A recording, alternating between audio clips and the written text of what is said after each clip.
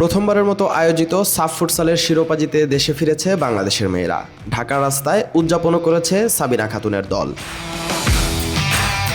মেয়েরা যে শিরোপা নিয়ে দেশে ফিরেছে, সেই ফুটসাল টুর্নামেন্টে তাদের যাত্রাটা কেমন ছিল? বাংলাদেশের ফুটসাল দল কি এবারই প্রথম, নাকি আগেও ছিল? ভবিষ্যতে এই খেলায় বাংলাদেশের মেয়েদের সম্ভাবনা কেমন? এসব প্রশ্নের উত্তর তো খুঁজতেই পারি। দক্ষিণ এশিয়ার 7 দেশ নিয়ে ফুটসাল টুর্নামেন্টের আয়োজন করে দক্ষিণ এশিয়ান ফুটবল ফেডারেশন। এবারই প্রথম এই টুর্নামেন্টের পথ চলা শুরু হয়েছে, আর প্রথম আসরে এই শিরোপা জিতল বাংলাদেশ। রাউন্ড রবিন পদ্ধতিতে আয়োজিত এই টুর্নামেন্টে সবচেয়ে বেশি 16 পয়েন্ট নিয়ে অপরাজিত চ্যাম্পিয়ন হয়েছে বাংলাদেশ। 6 ম্যাচের 1টিতে ড্র ও বাকি সবগুলো ম্যাচেই জিতেছে সাবিনা কৃষ্ণারা। 7 দলের মধ্যে সবচেয়ে বেশি 38 গোল করেছে বাংলার মেয়েরাই। গোলও হজম করেছে সবচেয়ে কম, মাত্র 10টি। টেবিলের দ্বিতীয়তে থাকা ভারত বাংলাদেশের চেয়ে 4 পয়েন্ট কম পেয়েছে। টুর্নামেন্টের সর্বোচ্চ গোলদাতা হয়েছেন বাংলাদেশ অধিনায়ক সাবিনা খাতুন। তিনি একাই করেছেন 14 গোল, যা পাকিস্তান ও মালদ্বীপের মোট গোলের চেয়ে বেশি। দুই দেশই টুর্নামেন্ট জুড়ে সমান 12 গোল করেছে।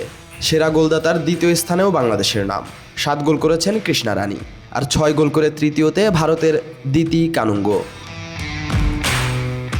অর্থাৎ সব মিলিয়ে সাফ ফুটসালের প্রথম আসরে একক আধিপত্য দেখিয়েছে বাংলাদেশের মেয়েরা। সর্বোচ্চ পয়েন্ট নিয়ে চ্যাম্পিয়ন হওয়ার সাথে সর্বোচ্চ দলীয় গোল, ব্যক্তিগত সর্বোচ্চ ও দ্বিতীয় সর্বোচ্চ গোলে বাংলাদেশের 2 খেলোয়াড় এবং এক ম্যাচে 14 গোল দিয়ে টুর্নামেন্টের দাপট বাংলার মেয়েদের হাতেই ছিল। বাংলাদেশের মেয়েদের ফুটসাল দল গঠন করা হয় 2018 সালে। সে বছর এশিয়ান চ্যাম্পিয়নশিপে খেলেছিল তারা। এরপর 6 বছর কার্যক্রম বন্ধ ছিল নারী ফুটসাল দলের। সবশেষ গত বছরের শেষের দিকে পুনরায় দল চালু করে বাফুফে। দল গঠনের মাত্র কয়েক মাসেই দক্ষিণ এশিয়ার সেরার মুকুট নিয়ে এসেছে মেয়েরা।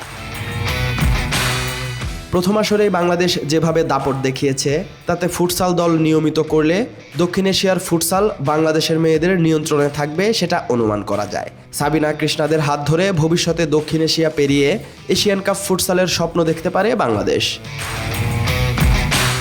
Salauddin Saju, sports 24 BD।